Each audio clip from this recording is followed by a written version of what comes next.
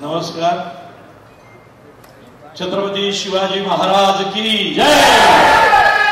सगळ्यात मोठी गोष्ट काय केली या मंडळींनी, तर चित्रपट भारतातल्या 5 भाषांमध्ये येतोय, पण त्या चित्रपटामध्ये हिरोचं जे आराध्य दैवत दाखवलं ते आपले छत्रपती शिवाजी महाराज.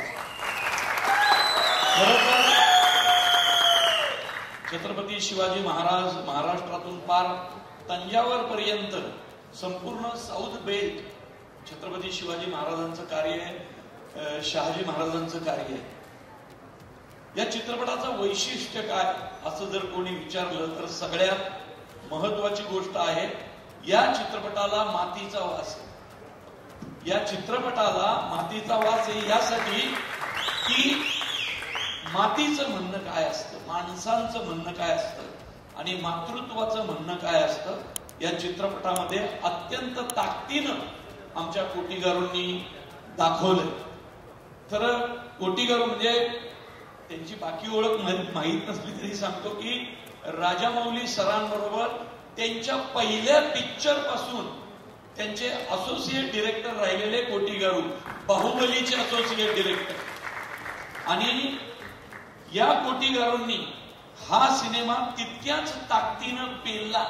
त्यामुळे मी या माणसाचे आभार मानेल. आणि साऊथला विलनला तर खूप महत्व, तर मला पहिलाच सीन या दोघांनी ऐकवला की तो असुरा हातात असं ते काय ते सिगरेट सारखा धूर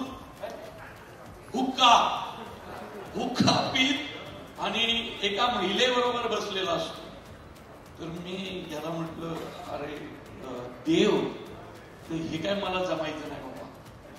तो म्हटलं म्हणजे, अरे म्हटलं कसं आहे, माझा मुळशी पॅटर्न असेल, आंबेरराव असेल, देऊळबंद, मी सिनेमामध्ये सिगारेट किंवा दारू असं दाखवत नाही.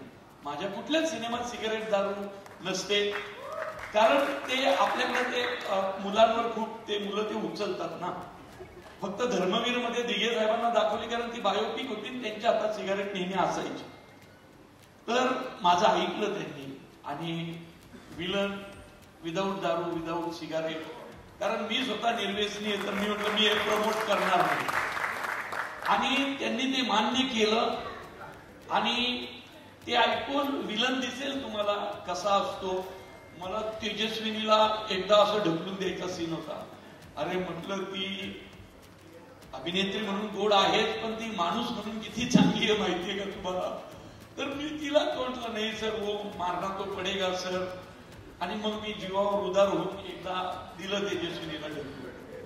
त्यामुळं विलन केलाय, राक्षसी वृत्तीचा विलन केलाय, मुळशी पॅटर्न मध्ये पण मी केलाय. पण मला ते नवीन नव्हतं, मी त्याच तालुक्यातनं आलेलो आहे, माझं गावच आहे मुळशी, त्यामुळे तसंच करायचं होतं मला. पण हे काहीतरी वेगळं आहे. या माणसासाठी हा सिनेमा महाराष्ट्रातल्या प्रत्येक मराठी माणसाने पाहता. हा फक्त तेजस्विनी वाढलेला नाही महाराष्ट्रात, हा जन्मलाच पुण्यात, हा पुणेकरच आहे ओरिजिनल.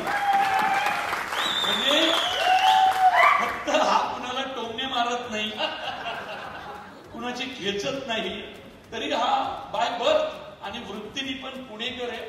आणि त्याच्या पुणेकर असण्याचा मला अभिमान आहे, कारण साऊथचे एवढे मोठे दिग्गज इथं बसरूड सर असतील, अर्क असतील, कोटीगारू असतील, ही सगळी मंडळी साऊथ वरनं पुण्यात शूटिंगला यायची. हा म्हणता मी शूटिंग महाराष्ट्रात करणार, या सिनेमाचं शूटिंग मला महाराष्ट्रात करायचंय, ज्या पुण्यात मी जन्मलो त्या पुण्यात करायचंय. तर याची ही जी भावना आहे ना, भावना स्वतःच्या शहराबद्दलची, महाराष्ट्राबद्दलची, या भावनेसाठी देवगीरचा सिनेमा प्रत्येकाने फक्त आणि फक्त थिएटरमध्येच जाऊन पाहायचा. कारण 40 आणि 50 कोटीचा सिनेमा महाराष्ट्रात मराठीत करायचा ही खूप मोठी गोष्ट आहे, आपल्या सिनेमाला पुढे घेऊन जाणारी गोष्ट आहे. त्यामुळे देव समस्त मराठी प्रेक्षकांच्या वतीनं सांगतो, तुझा चित्रपट मराठी प्रेक्षक डोक्यावर घेतील. कारण आम्ही साऊथवर का प्रेम करतो, कारण साऊथची माणसं आपला देव, आपला देश, आपला धर्म, आपली परंपरा ही खूप मोठ्या ताकदीनं मानतात. तू सुद्धा त्याच ताकदीने मानलंय. त्यामुळं देवला आणि संपूर्ण आमच्या टीमला अगदी मनापासून खूप खूप शुभेच्छा. सर एक छोटासा प्रश्न बघा, आपण पाहिलं तर इतकं ते ड्रेस आणि कॉस्ट्युम किती साधारण वेळ लागायचा आणि काय मेहनत त्यासाठी? एक तर मला दाढी येत म्हणजे माझी खूप इच्छा आहे की मला जर दाढी असती ना मी अशी पूर्ण ठेवली असती.